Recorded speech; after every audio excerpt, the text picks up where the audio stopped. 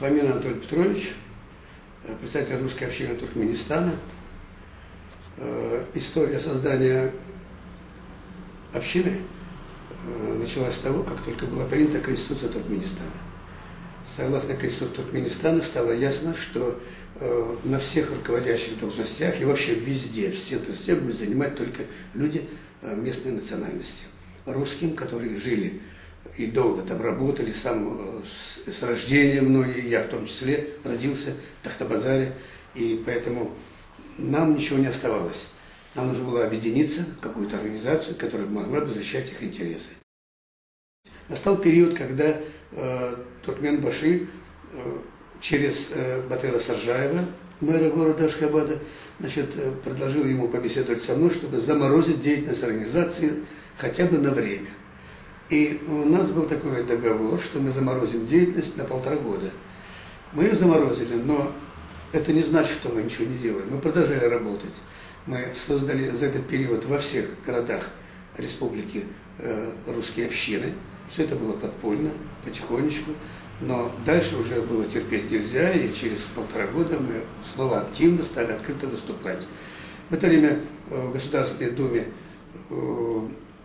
было принято решение создать Совет соотечественников, и мы активно включились в эту работу, вошли туда, и от нашей русской общины в состав Совета соотечественников Государственной Думы Российской Федерации вошли 2 человека, я и Мамедов Вячеслав Ташлиевич.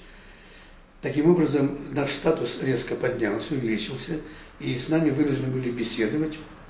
И был я приглашен к президенту Туркменистана, Туркменбаши. Не только приглашен, а силой заставляли меня, конечно, да, появиться.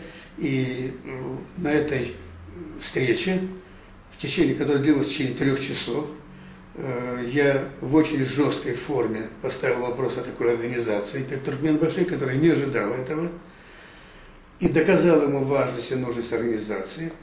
Но он меня попросил, тогда давай изменим название, чтобы не было русская община. Это как-то плохо влияет. Давайте создадим какой-нибудь там комитет и так далее. Вот мы решили создать комитет по делам русскоязычного населения. Это было решение, которое принял Туркменбаши, дал мне задачу, чтобы я в течение недели сделал устав, согласовал со всеми вице-премьерами его, что я и сделал. Вот. Но возле ныне там начались обострения с Россией по газу.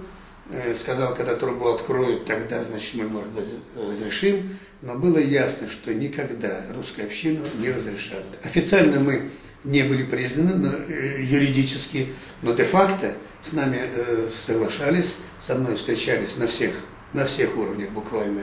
И Меджлис, и министерство решали вопросы. Поэтому организация существовала. Посольство России вначале отстранилась, но потом в лице Черепова Вадима Георгиевича посла все-таки пошла навстречу.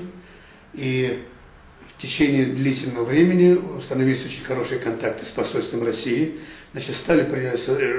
Принят был закон о гражданстве втором, и российское гражданство, по крайней мере при мне, получило более 70 тысяч человек. Вот вкратце, но уже новый посол, который пришел, Анатолий Викторович Щелкунов, он сделал все, чтобы развалить русскую общину. И официально мне в лицо заявил, я прибыл сюда для того, чтобы защитить честь и достоинство Туркменбаши от таких русских, как вы. Стал собирать моих членов русской общины, уговаривать их, давайте заменим это танк целый, Фомин, он как танк прет, давайте возьмем более лояльного человека и так далее. Ну, развалить ему не удалось, но сдал всех людей, списки людей, всех русской общины, которые собирались в посольстве для встречи с Селезневым, с делегацией Российской Федерации Государственной Думы, все были переданы Комитету национальной безопасности. Списки составлены в посольстве, на посольских листах. Все оказались там. И начался террор по отношению к ним. С работы стали увольнять. У нас были и замминистра, 2 замминистра.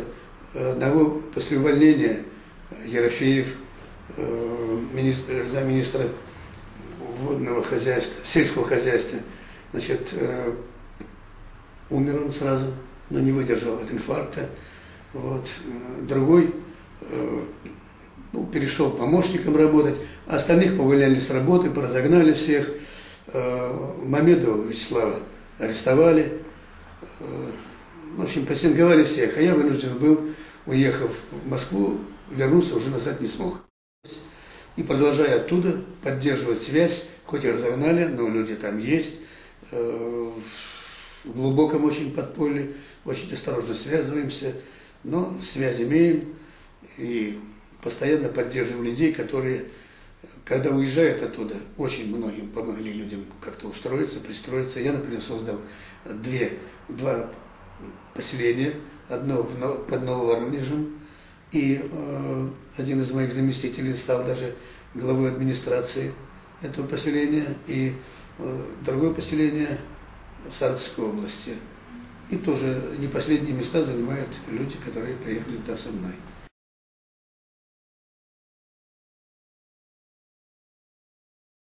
Первое, что сделал новый президент, это разрешил десятилетку.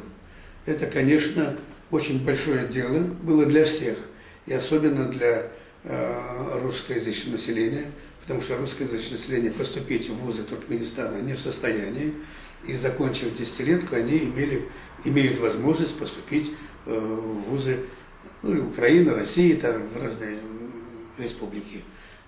Только это дало хороший толчок. Во всем остальном никаких подвижек в отношении русскоязычного населения нет.